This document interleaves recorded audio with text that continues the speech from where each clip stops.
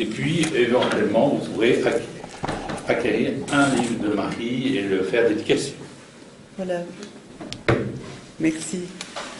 Bonsoir. Donc, la proposition d'1 heure de conférence et puis une demi-heure de questions-réponses, si vous permettez, je vais plutôt retourner la proportion et avoir un moment beaucoup plus court de parole du conférencier. Comme ce n'est pas une parole de vérité, mais c'est un partage d'expérience, je vous propose après d'intervenir, de poser des questions et qu'on puisse rentrer dans une véritable invention commune et puis un bien-être par une co-création. Donc, comme vous m'avez présenté,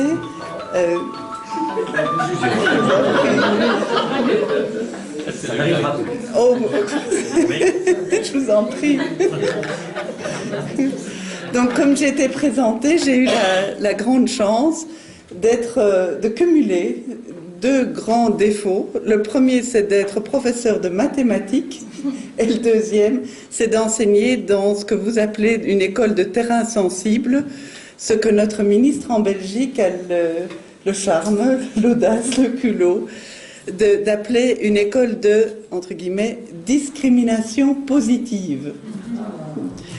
Je lui laisse le vocabulaire parce que je ne sais pas comment on fait pour discriminer positivement, mais ce qui est sûr, c'est que dans le système éducatif à la française, dans lequel on stimule des compétences, certaines exigences, on arrive à avoir une école qui fonctionne comme un filtre, et puis elle est rejetée du filtre que l'on accumule dans des écoles, alors plus prosaïquement, je dirais plutôt des écoles parking, ou voire même des écoles poubelles, voire des écoles ZEB, enfin, mettez-y les vocables que vous voulez, mais ce sont les tombées de multiples bateaux. Un de mes élèves qui avait le pompon, il avait réussi à être mis à la porte de 17 écoles à cause des mathématiques. Donc vous pouvez penser que notre rencontre, a priori, était chaleureuse. J'étais, de tous ces professeurs, celui qu'il fallait fuir le plus ardemment. Donc voilà, c'est la rencontre improbable, ce que je vais vous raconter ce soir, entre une personne d'une extrême naïveté, c'est moi, puisque je les crois tous capables, et comme je les crois si profondément tous capables, ils y sont arrivés à leur insu. Et puis la rencontre de certains jeunes qui étaient tombés dans de tels évitements qu'ils étaient devenus des caïds, avec des grands taggeurs, ceux qui sont recherchés par la police, etc. Enfin, des élèves dont la vie est extrêmement vivante et peu scolaire. Ils ont peu de temps à consacrer à l'école. Donc dans un premier temps, j'ai simplement essayé de creuser à l'intérieur de moi-même pour voir quelles étaient mes valeurs et qu'est-ce qui me soutenait, et puis aussi d'aller vers une pédagogie qui me permettait d'être en lien avec chacun et d'avoir 0 tombée du bateau. Tout ça, c'est très joli, mais je suppose que vous aimeriez que je le décline un tout petit peu pour dire oups, et on fait comment, d'accord? Alors, je vais essayer de prendre des supports là où je peux, mais ma construction ce soir sera un peu comme une cité lacustre, et je ne garantis pas que certains de mes supports ne seront pas un peu pourris. Je veux dire, je ne suis pas neurobiologue, et pourtant je vais vous parler de neurobiologie. Je ne suis pas une analyste de sociologue, et je vais pourtant vous prendre certains éléments de sociologie. Donc, ce que je voudrais, c'est, au travers de tous ces éléments, arriver à créer avec vous une ambiance d'échange et de partage où le cœur de ce que je vais vous apporter est un témoignage. Donc, tout d'abord, je voudrais nous secouer, nous rendre conscients que nous vivons une époque extrêmement intéressante, parce que c'est une époque que l'on peut appeler être un changement de paradigme. Un changement de paradigme, ça veut dire il y avait certaines valeurs que nous partageons. Sûrement, tous ceux d'entre nous qui ont plus de 20-25 ans sont nés dans un système de valeurs et de cohérence. Et puis on se retrouve aujourd'hui dans un monde qui ne partage plus nécessairement au moins l'évidence de ces valeurs. Parfois les valeurs existent encore, mais elles sont côte à côte avec leurs anti-valeurs. Et on est en train de se demander de quel côté choisir. Un changement de paradigme, c'est ça. C'est tout d'un coup des possibilités qui s'ouvrent. Je n'ai pas dit que c'est toujours facile à vivre, parce que parfois on se retrouve à un système qui, qui soutient ce qui était pour nous répréhensible. Par exemple, dans le monde de l'éducation, vous savez très bien que nous valorisions l'effort, le labeur, le fait de travailler, en tout cas de faire des préparations. Aujourd'hui, il faut un certain humour pour y croire encore. D'accord ? On a de plus en plus de jeunes qui viennent à l'école et qui, pour eux, vivent leur temps scolaire comme le maximum qu'ils ont à donner à la société. J'ai connu un jeune qui a dit « L'école, c'est ce que la société a inventé pour nous normer. » Vous comprenez bien qu'avec ce type de mentalité, on ne va pas à l'école le cœur ouvert et disponible aux apprentissages. On y va debout sur le frein, dans une grande réticence, en disant « Je dois préserver ce qui est précieux et surtout pas le lâcher à l'école. » Donc vous sentez que ça va nécessiter une autre approche, un autre contact, un autre savoir-faire. Là où c'est fascinant, c'est que plus personne ne peut dire aujourd'hui que ceux de mon âge ont raison. D'accord ? Et pourtant, dans l'enseignement, nous le croyons. Et la façon dont nous le croyons, c'est que quand on est dans une équipe pédagogique, parmi des enseignants, beaucoup disent encore « Mais enfin, nous savons ce qui est bon pour eux. Nous savons comment ils vont pouvoir se construire un avenir solide. » En travaillant, en apprenant leur matière, en participant aux exercices et aux travaux qu'on leur donne, on sait très bien qu'ils vont rentrer dans un apprentissage qui va faire d'eux des gens de qualité. C'est-à-dire que nous aimerions, c'est notre implicite, que nos élèves parcourent d'une certaine manière le chemin que nous avons parcouru pour acquérir des compétences. Et il y a de multiples réticences dans le comportement de nos élèves. Alors, la sociologie nous donne une clé pour comprendre ce qui se passe. Et cette clé tourne autour des années 1993, dont Michel Serres dit qu'il s'est passé à ce moment-là une rupture aussi importante que le passage du paléolithique au néolithique, c'est-à-dire le passage de l'homme chasseur-cueilleur à l'homme sédentarisé. Aujourd'hui, nous vivons encore dans le paradigme de l'homme sédentarisé. Imaginez que nous soyons tous revenus à l'homme chasseur-cueilleur, ce serait assez intéressant comme changement de valeur, d'accord ? Voilà, nous avons opté pour un changement de paradigme à l'époque et nous continuons à vivre sur ces valeurs. Dans ce cadre-là, une autre rupture extrêmement importante a été celle de l'invention de l'écriture, c'est-à-dire que la transmission qui se faisait uniquement par l'oralité, avec toutes sortes d'avantages, la mémoire corporelle, la gestuelle, les rituels, le lien beaucoup plus affectif, puisqu'il faut être dans un lien fort pour transmettre par l'oralité. Tous ces avantages-là ont été modifiés par l'option qui a été prise de transmettre par l'écrit. Et nous sommes dans une région du monde où l'écrit a changé énormément de comportement à l'époque. Puis il y a eu un autre changement de paradigme qui nous est venu avec l'imprimerie. Vous pensez bien que quand on a de l'écrit et qu'on peut se le transmettre à quelques-uns, il y a ceux qui le savent, ceux qui ont accès à l'écrit, et puis il y a ceux qui sont maintenus en dehors de la zone de partage de l'écriture. L'imprimerie est quelque chose qui divulgue, qui permet qu'un plus grand nombre ait accès à ce partage d'informations. Est-ce que vous voyez comme chacun de ces passages qui ont l'air anodins, graver sur un bout de bois, en faire un tampon et le mettre sur une page, ça n'a pas l'air de changer la face de la planète. D'accord ? Mais quand ça devient une pratique généralisée, on observe, dit Michel Serres, qu'à chacun de ces passages, toute la culture change. Les lieux changent, les lieux d'enseignement, les lieux de transmission, le vocabulaire change et surtout la place que chacun se donne dans cette mutation. C'est-à-dire que, par exemple, au moment où il y a eu l'arrivée de l'imprimerie, eh bien, on voit que Monsieur X et Madame Z se donnent, Madame Z c'était plus rare à l'époque, mais enfin, se donnent des compétences pour écrire le dernier manuel de la transmission.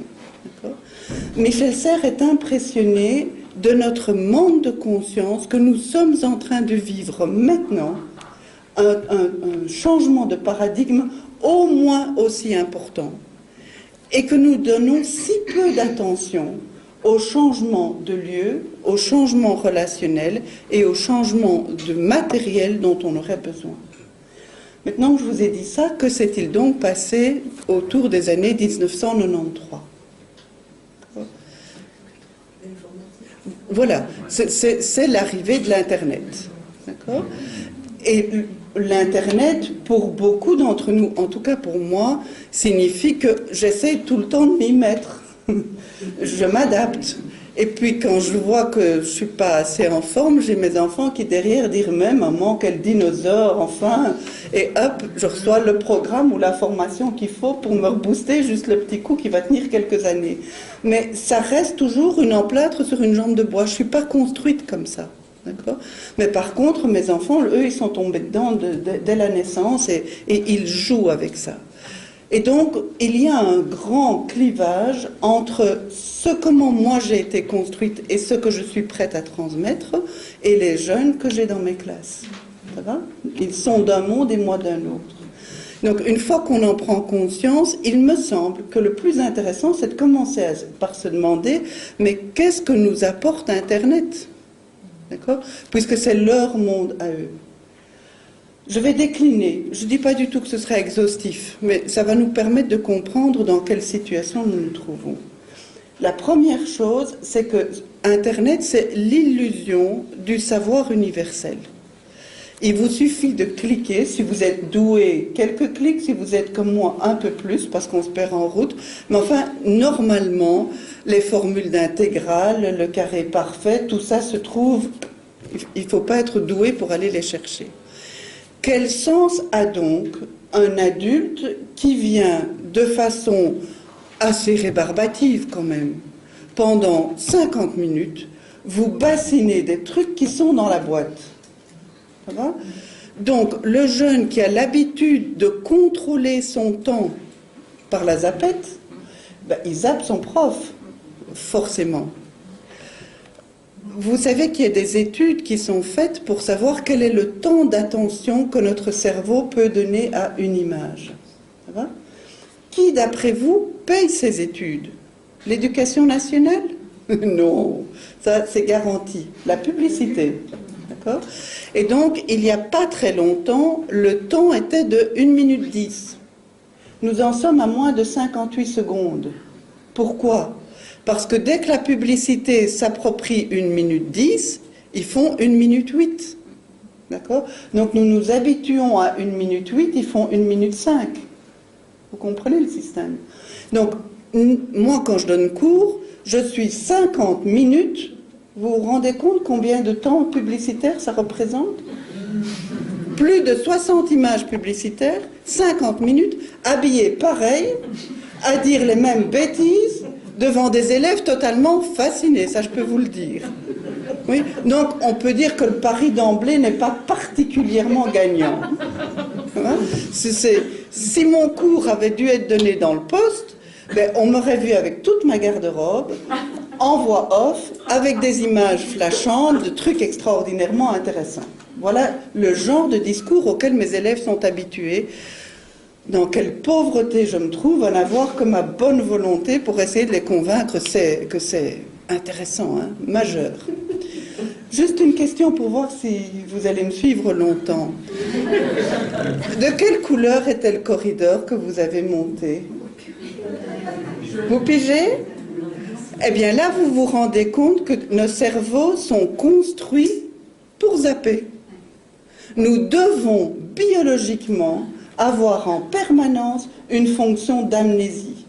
Si nous n'avions pas cette fonction-là, nous serions en risque de l'autisme. Quelques autistes peuvent vous dire, le 8 juillet 2010, il faisait 17 degrés à 5 heures du matin. D'accord ? Moi, je suis incapable. Je vais vous dire à peu près, oui, si c'est juillet, il devrait faire, etc. Je vais estimer, mais je ne sais plus. Or, je vous assure que le 18 juillet 2010, je l'ai vécu. Ça, je peux vous garantir. Mais au-delà de ça, j'ai perdu l'information. Pourquoi ? Parce que notre cerveau est biologiquement construit pour effacer toute information inutile. Vous êtes d'accord avec moi ? Figurez-vous que c'est un prof de maths qui vous parle. Vous avez compris? Voilà. Ce qui veut dire que pour nos élèves, d'emblée, c'est difficile de les convaincre que les mathématiques sont utiles. Et tant qu'ils n'ont pas une intime conviction, ben, c'est l'amnésie qui fonctionne. Alors longtemps, on a cru que la répétition aide. D'accord? Est-ce que vous pourriez dessiner le sigle de Coca-Cola? Je n'ai pas de gain financier sur Coca-Cola et je m'excuse de vous donner cet exemple parce que dorénavant vous allez faire attention, c'est pas ce que je voulais. Mais c'est juste pour vous montrer que quelque chose que vous voyez au moins 3 fois par jour ne programme pas par simple répétition. On sait que c'est... Oui, on sait que c'est du rouge et du blanc, on sait que c'est des crolles, on sait... mais savoir exactement par où passent les crolles au-dessus, en dessous, etc., on ne le sait pas. C'est-à-dire que la simple répétition ne programme pas. Par contre, quand on voit Coca-Cola, on sait ce que c'est. Ah oui, ça. Voilà, je veux dire, ils nous l'ont tellement rentré qu'on reconnaît la couleur et le... Ça, absolument. Hein. Alors, maintenant, je vais encore vous poser 2 questions. Tout ça, c'est pour essayer de comprendre comment notre mémoire fonctionne. Que faisiez-vous? Je ne suis pas la police des mœurs, donc vous n'êtes pas obligé de me répondre. Que faisiez-vous le 12 juillet de l'été passé? Ben, il y a peut-être certaines personnes... C'est mon anniversaire. Donc. Voilà. Magnifique, merci beaucoup. Voilà, donc un anniversaire. Le 12 juillet 98, je regardais la finale du mondial de foot. Voilà. Amende. Voilà. Donc vous vous rendez compte de la charge affective sur les mémoires qui ont été présentées, d'accord? J'espère en plus que c'est votre équipe favorite qui a gagné, comme ça. Ah oui, c'est la France. Voilà. Cocorico. Maintenant, que faisiez-vous le 11 septembre 2001? J'étais devant ma télé, C'est clair? Est-ce que tout le monde se rend compte par ces quelques petits exemples? Je vous ai dit, je ne suis pas une neurobiologue, mais juste quelques exemples pour vous montrer que fondamentalement, nous sommes faits pour effacer les informations inutiles, que la simple répétition ne sert à rien, mais par contre, l'affectif soutient la mémorisation. D'accord ? Il faut donc se sentir dans un bain affectif pour dégager l'énergie nécessaire pour s'engager et retenir. Marie, Oui. j'étais, en septembre 2001, j'étais à La Réunion, à une réunion chez les Jésuites, et la réunion a été interrompue pour nous faire passer le flash. Donc on a eu, Voilà. pas les images, mais la nouvelle. Voilà. Donc, Bien c'est sûr. faible, c'est mince. Hein. Mais ça n'est rien, tout le monde s'en souvient. Ici, bon, c'est vrai que la date a été répétée après, mais l'impact que cet événement a eu reste un impact fort. Et donc, si je reprends dans l'ancien paradigme, je crois que vous serez tous d'accord avec moi que nous trouvions normal qu'il faut comprendre pour réussir. Vous êtes d'accord avec moi? Et que pour comprendre, ça veut dire qu'il faut travailler, faire des préparations, risquer, peut-être avec un parent répétiteur ou avec un copain répétiteur, et puis essayer petit à petit de diminuer le nombre d'endroits où on est fragile, qui peut s'appeler des erreurs, de façon à pouvoir présenter une interrogation et la réussir. Il faut comprendre pour réussir. Eh bien, aujourd'hui, c'est un des signes du changement de paradigme, il faut renverser cette proposition. Aujourd'hui, avec les jeunes que nous avons dans nos écoles, il faut leur donner la possibilité de réussir pour qu'ils s'engagent dans un système de compréhension. C'est parce qu'ils réussissent un petit peu qu'ils se disent bah, tout compte fait, je suis pas si bête, ou c'est pas perdu, ou avec cette prof-là j'ai une chance. Et ils vont donc essayer d'expliquer à un copain, ça va les valoriser, ça leur fait du bien, ils apprennent un peu plus, les questions du copain leur fait creuser leur matière, et petit à petit, ils rentrent dans des processus apprenants. D'accord ? Donc, vous voyez comment nous, les enseignants en tout cas, nous vivons un peu sur un radeau, parce que les zones de solidité que nous avons, et qui nous ont permis de prétendre à la position que nous avons, ne fonctionnent plus du tout. Nous sommes obligés de les inverser. Dans ce même cadre, Internet questionne énormément l'autorité. Le simple fait d'être compétente au niveau des formules mathématiques ne me garantit aucune autorité vis-à-vis de mes élèves, puisque la boîte fait mieux que moi. D'accord ? Donc s'ils ont accès à Internet, ils s'imaginent qu'ils peuvent contrôler leur prof de maths. Celui qui contrôle est plus en autorité. Vous êtes d'accord avec moi? Donc, pour le jeune, le fait qu'un adulte est certifié d'une certaine compétence ne signifie strictement plus rien. Et donc, la question qu'il pose, c'est: est-ce que vous êtes capable de dépasser vos savoirs pour nous engager dans un projet fascinant? Sinon, vous ne nous intéressez absolument plus. Vous êtes zappé d'office. Et donc, la question devient: comment pouvons-nous nous mettre en contact avec eux pour leur faire non seulement des promesses, parce que ça, ils ont appris à s'en méfier, mais les mettre d'emblée dans une réalisation d'eux-mêmes qui les met en projet. Mais vous sentez bien que les mettre en projet, ça veut dire travailler avec des polyphonies. Il n'y a plus aujourd'hui aucun jeune qui ressemble à son voisin. Et ils tiennent à cette singularité. Donc l'école de la République a fonctionné en normant les jeunes, déjà par tranche d'âge. Vous avez remarqué que nous fonctionnons avec des jeunes qui sont dans des boîtes rectangulaires par groupe de 30-35, d'un certain âge, d'un certain niveau, d'une certaine attente. D'accord ? Et on voudrait que l'enseignant puisse parler d'une même voix à tous ces jeunes et avoir leur attention. Eh bien, aujourd'hui, ces 30 jeunes contestent la boîte. Ils vous disent d'ailleurs quand ils vont à l'école qu'on va en tôle, on va en boîte. Ça va ? Ils vous le disent. Ils contestent le lieu. Ils contestent la normalisation. Et ce qu'ils attendent, c'est de pouvoir se mettre à exister en jeu avec un projet que l'école va les aider à réaliser. Ce qui veut dire que l'attente sur l'enseignant est une attente de polyphonie. J'espère que vous avez déjà assisté à un concert de polyphonie. C'est assez fascinant. C'est-à-dire, normalement, quand vous avez un concert, vous regardez votre ticket, c'est le bonjour, c'est la bonne heure, vous rentrez, vous prenez votre place, et dans un temps assez court, il y a quelque chose qui se met en route.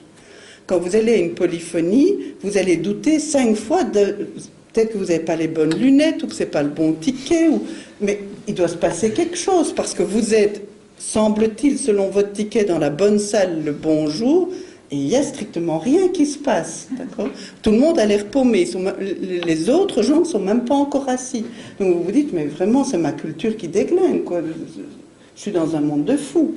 Et puis vous voyez des gens qui viennent sur la scène, qui accordent un instrument, qui repartent. Un autre qui revient, qui repart. Et puis peut-être qu'il faut désespérer pour que ça se passe, je n'en sais rien, mais à un moment donné, il y a quelque chose de magique qui a pris dans l'Assemblée, et vous êtes en plein concert, c'est extraordinaire, mais vous n'êtes pas capable de dire comment vous êtes passé de la case A à la case B. Il y avait un avant hyper chaotique, et il y a une magie. Comment on va de l'un à l'autre?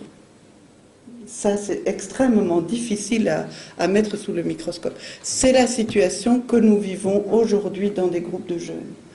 Ils sont prêts, et ils le disent, ils réfléchissent mieux ensemble. Ce qui est étonnant.